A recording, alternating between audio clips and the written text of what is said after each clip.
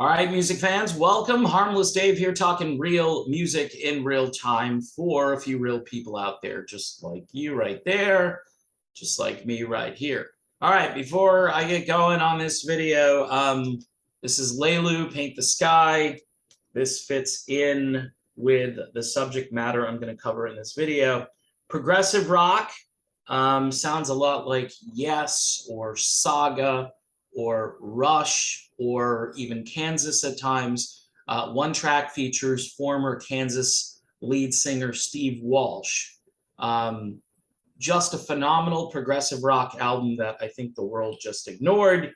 Came out in January and is still on my list to finish probably in the top 10 best melodic rock albums. It is progressive rock, so it's not for everyone, but the vocals are spectacular. Speaking of spectacular vocals, Jon Anderson is going to be 78 years old in October. He's out there with something called the Paul Green Rock Academy, and he is performing Yes classics.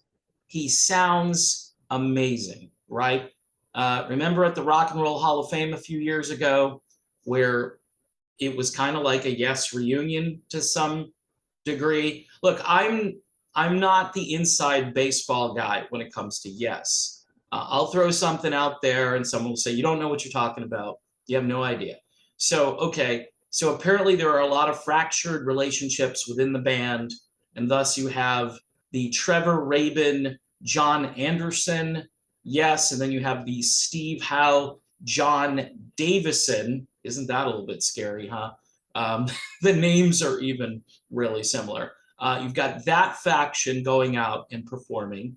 And I've always been like, okay, why can't we just get the band back together again? And Jon Anderson, who again really defies aging, vocally speaking, sounds incredible, sounded great at the Hall of Fame performance. And every clip I go and watch of Jon Anderson is magnificent. It's like the guy is so on point, and I mean, his falsetto, the way he sings, it just, I know, it's genetics, he was born to do this, and at this age, he's still out there performing.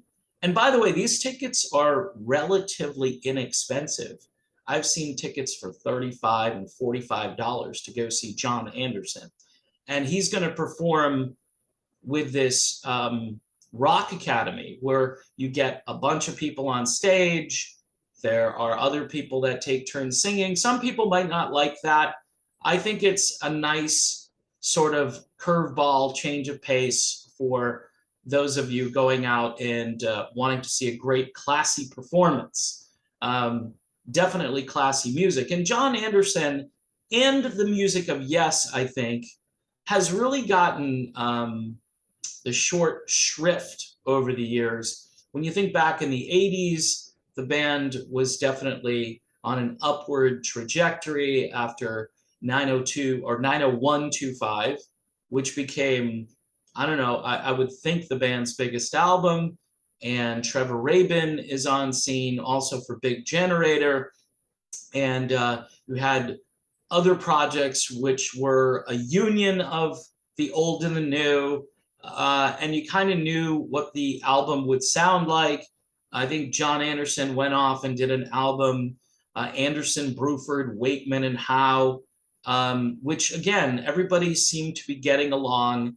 And even though there was this tension, it was still really great music. And you could be in the Rabin camp or you could be in the Howe camp, and you could kind of enjoy it all, right?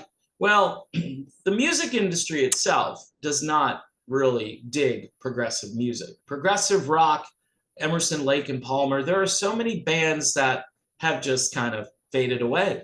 I mean, even Asia, which was much more accessible, much like Yes, has been focus tested down to one song. Owner of a Lonely Heart for Yes. Asia is heat of the moment. Ridiculous, absolutely ridiculous, especially considering Yes had all of this incredible music from the 1970s. When's the last time you've heard Roundabout, right? Incredible song, was a staple. And you could go back to the 70s and just pull out all of that music and be happy with that. And then you have the 80s and you have 90125 and then Big Generator, which was a pretty decent album that came after. And Love Will Find the Way and Rhythm of Love and Shoot High, Aim Low, or Aim High, whatever that song was called. It's a big 7-8 minute song, which I used to hear on rock stations, and I don't hear it anymore. So obviously, there's been a programming war on Yes, the band. And look, Kansas is Carry On Wayward Son and yeah, Dust in the Wind. Okay, so you got 2 songs, right? I mean, this is ridiculous. Bands with this much output and with this much of an incredible catalog. There are things from the early 90s that Yes put out when the whole grunge scene was starting to set in, and you couldn't get more, juxtaposed to what the music scene was becoming with a band like Yes. That kind of music was so antithetical to what was happening at the time that everybody pretty much, they played it in a gratuitous kind of way on rock stations for a little while. It's like ZZ Top. They had this big surge in the 80s and even into the early 90s, and then all of a sudden they were gone. Everybody was gone. We don't want to hear this anymore. And few bands, I mean, Rush is another one that has, where's Rush gone, right? Can't even play Tom Sawyer now. Just silly. It's just dumb. Like, people aren't going to like anything that is a little bit more intellectual sounding, a little bit more robust in its time signatures. And so I'm just trying to think, what is it about progressive music that scares people away? I mean, we're not asking, radio stations to play 14-minute tracks. That would be like Anderson, Bruford, Wakeman, and Howe. There was a song called Brother of Mine, which we used to play on the radio. It had like one part, then another part, little Roman numeral, and then another Roman numeral. And you played the entire thing. It was like a 10-minute track. And nobody complained.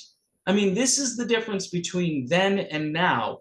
I mean, I get it. Short attention spans. You're playing with your phone all day. You want instant gratification, TikTok videos, a minute long, whatever. Get in your point quickly and get over it, right? I mean, I think that's the problem with bands like Yes and others that have these more complex songs. People just don't have the attention span. And honestly, it's a real sad development. It just is. I think there is a war on Yes, just like there's a war on Rush, just like there's a Yes sort of focus testing that has happened where, people go, yeah, people respond positively to Owner of a Lonely Heart. We'll keep it. What about It Can Happen and Changes and Leave It? I mean, come on, man. Those songs, that album, that first side of that album is just one genius moment after another. And then, even if you're not familiar with the entire album, it plays through like a masterpiece. It's just, that was the melding of the newer 80s technology, like the Art of Noise with Yes, and it was fantastic. And Trevor Rabin, great singer, great songwriter, probably deserves a little pat on the back for bringing the band into the 80s and kind of freaking people out. I mean, how can this progressive rock band get to #1 on Billboard? Didn't make any sense, right?